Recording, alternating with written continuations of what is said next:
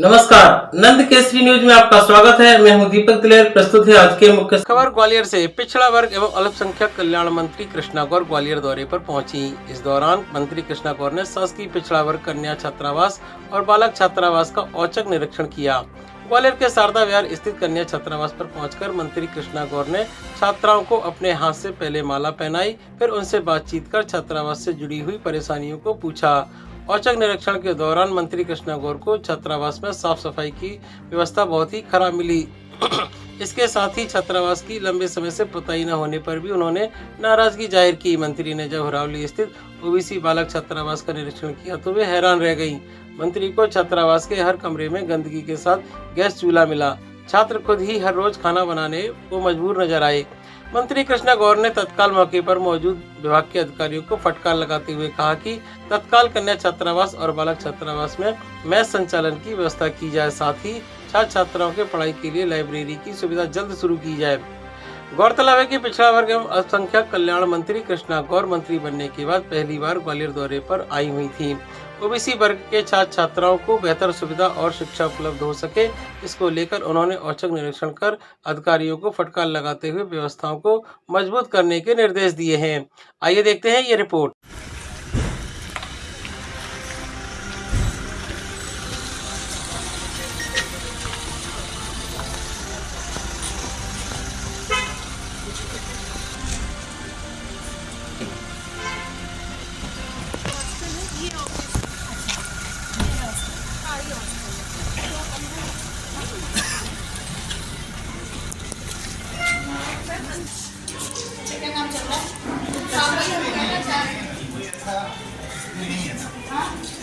Camera वाला motor में नीचे में सोलर पैनल सब करवाना हॉल तो अच्छा है। देखिए, इस विभाग को जिम्मेदारी संभालते ही सबसे बड़ा फोकस मेरा इसी बात के लिए था कि बड़ी संख्या में मध्य प्रदेश में ओबीसी के बच्चों की है जो हॉस्टल्स में रहकर अपना भविष्य संवार रहे हैं, और इस दृष्टि से मध्य प्रदेश के हर जिले में जो ओबीसी विभाग के हॉस्टल्स बने हैं, चाहे वो बॉयज़ हॉस्टल हो चाहे गर्ल्स हॉस्टल हो, बॉयज़ 100 सीटर है, गर्ल्स 50 सीटर है, उन हॉस्टल्स की व्यवस्थाएं सुचारू रूप से चलनी चाहिए ताकि बच्चों को पढ़ने के लिए एक अच्छा वातावरण मिले। और इसलिए लगातार जहां भी मेरा प्रवास होता है मैं हॉस्टल्स का औचक निरीक्षण जरूर करती हूं। आज जब मैं ग्वालियर प्रवास पर आई थी तो मैंने यहाँ इस हॉस्टल का निरीक्षण किया है और बच्चों से मैंने पूछा है कि आपको क्या लगता है, सरकार से आपकी और क्या अपेक्षा है, और अभी जो वर्तमान व्यवस्थाएं हैं उससे आप संतुष्ट हैं।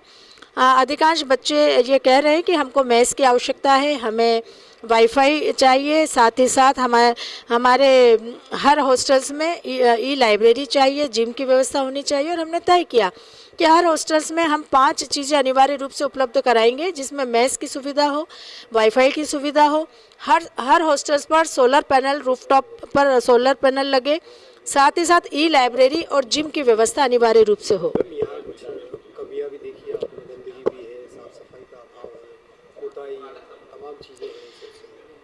इसीलिए औचक निरीक्षण करने आई हूँ कि यहाँ की व्यवस्थाएं किस प्रकार से चल रही हैं उसको अपनी आंखों से देखूं और फिर उसको ठीक करने के दिशा निर्देश हम यहाँ देकर जाएं और चेतावनी भी देकर जाएं कि आगे जब भी कभी औचक निरीक्षण हो तो ये कमियां रहनी नहीं चाहिए।